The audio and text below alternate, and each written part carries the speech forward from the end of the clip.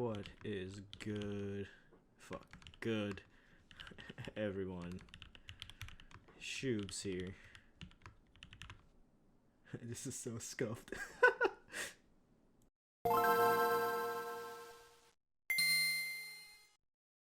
I just want to note that I was not paid for this review, but Mode did send me this board out for a honest review.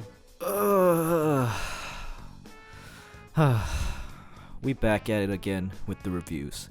Took a little bit of a breather, I'm not going to lie, that month was super nice, but I know a lot of you want the reviews back.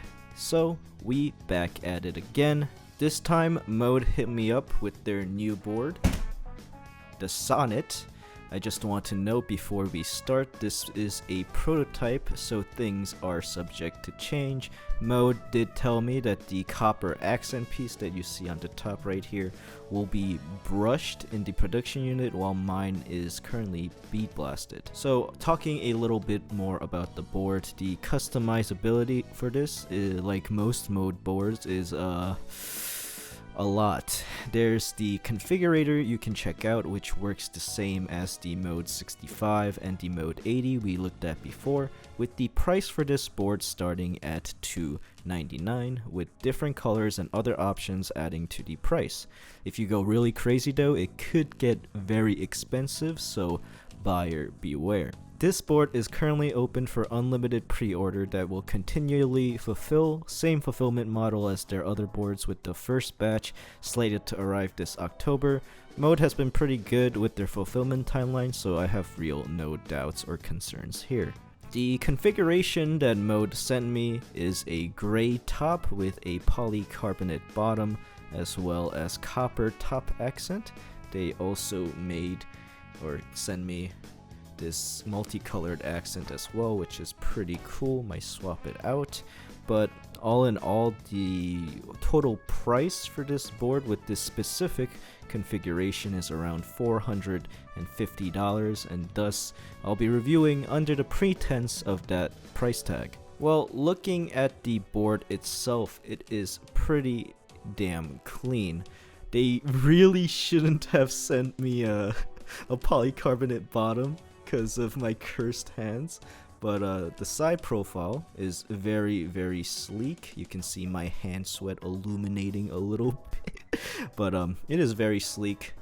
You can see some of the internal weight peeking through on the side profile and at the bottom. Don't mind my fingerprints. You guys want to see something really cursed? Alright, I'm just gonna ruin this board real quick. Oh god. Oh shit.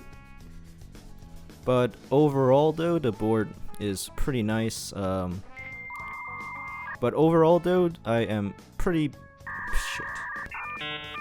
I'm a pretty big fan of this compact sort of 75% layout. I think it looks much sleeker, and honestly the design is pretty understated and simple, and I can't say anything really bad about it. I'm a pretty big fan of it. So looking at some of the internal features of this board and looking at the PCB, there are some flex cuts around the alphas as seen on the Mode 65, and like the Mode 65, this also features the same mounting methods, the first one being isolated top mount and the second being stack mount. Isolated top mount is top mount with these silicone caps that go over the mounting points for slight dampening, and the stack mount is the highly dampened mounting method where you use this silicone base and the whole build goes on top of that. Welcome to another episode of Shoobs Talks without a fucking script. For the switches, we're going to be going with lubed and filmed Cherry MX Blacks. I know I use Cherry MX Blacks in a lot of my builds. I do so especially on reviews because I actually use the same batch of Cherry MX Blacks. I like take it out and desolder them every time for a review to keep it consistent, but these were lubed with 205 grade 0. The spacebar, we're going with Black Cherry Pie. You guys should know this already, but for a lot of people actually have been asking in the comments, I guess they're new viewers, what a Black Cherry Pie is.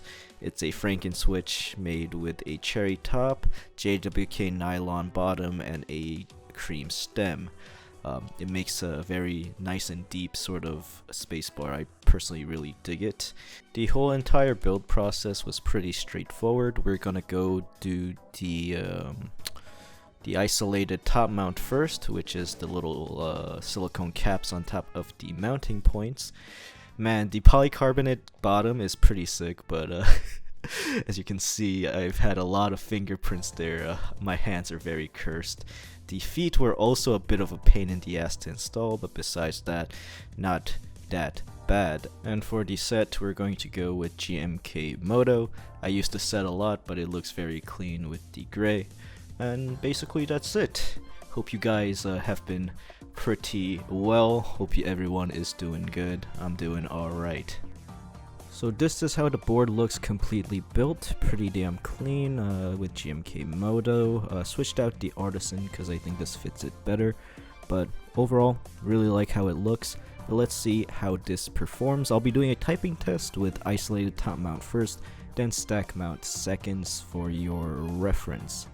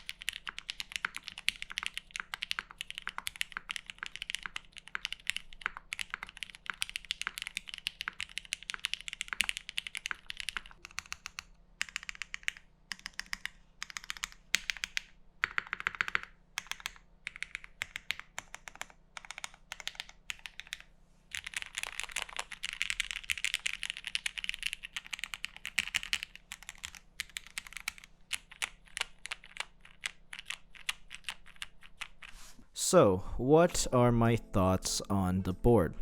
I'll be honest, this is by far my favorite keyboard that Mode has made thus far, in terms of the typing experience and sound. The mounting points that they chose to go with on this board is quite nice. In my opinion, this is by far the best choice of mounting points on any of their boards. The lack of a spacebar mounting point makes the spacebar an overall perceivable typing experience to be quite soft. With the half plate, it is very bouncy as well, with a lot of vibrations on each key press that really details the plateless sort of typing experience that I do enjoy. With the stack mount, however, it's quite stiff and there really isn't much vibrations, and for my personal tastes, I'm not a huge fan, but it's nice that I guess you get both options. As for the sound on the top mount, perhaps it's the PC bottom, but the board is on the deeper side. It's not too loud, but it's also not overly quiet in the half plate configuration. I would say it's a pretty nice and smooth sound profile overall. In the stack mount, it is deep and muted and sounds pretty much as you would expect with all that dampening. All in all though, even at the current configuration for my board, which is around $450-ish, this is still pretty nice. If you're on the market, if you're in the market for a premium 75% that you don't have to jump hoops and hurdles to purchase, and you don't really have to worry about Mode not shipping because they're pretty good with that, this is definitely a very good option. With the cheaper starting price for those that don't want all the extra things, at around $300 or $360 with the brass weight, which I would personally recommend. I can't really say anything bad about this board. It is pretty dang good. I'm honestly quite happy to see Mode changing up their designs a bit in terms of their mounting as well as design. The side profile for this is quite nice actually. I'm a pretty big fan of this. But compared to the new Mode 80 that came out recently, which was a lackluster, this board right here gets a pretty big thumbs up from me. It is a quite nice 75%.